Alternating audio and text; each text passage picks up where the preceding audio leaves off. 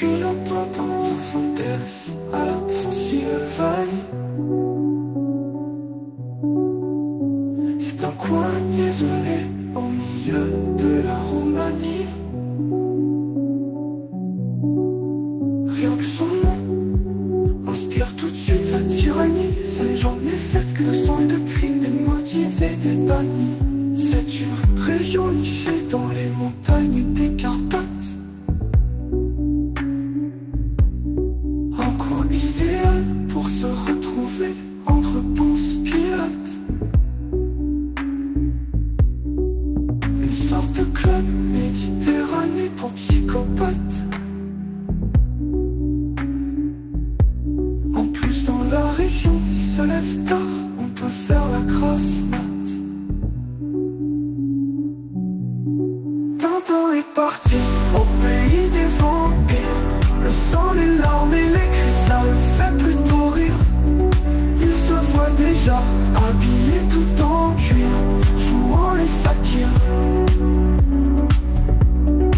sans comprendre que son âme était peu à peu en train de pourrir. Dracula est un personnage créé par un écrivain qui s'appelait Stoker, inspiré de l'histoire d'un tyran qui portait le doux nom de Vlad l'Empaleur. Alors bien sûr, le nom a tout de suite laissé Tintin rêveur, avec dans ses yeux comme une sale petite lueur. Il se voyait déjà perché dans une sorte de nid d'aigle imprenable, faisant des choses innommables à des gens qu'il a estimé être coupables. Mais avant tout faut rentrer dans le pays, et ici la douane est implacable. Tintin a fait 3 fautes en écrivant son nom à ce niveau. Tintin est parti au pays des vampires. Le sang, les larmes et les cris, ça le fait plutôt rire. Il se voyait déjà habillé tout en cuir, jouant les fakirs, sans comprendre que son âme était peu à peu en train de pourrir.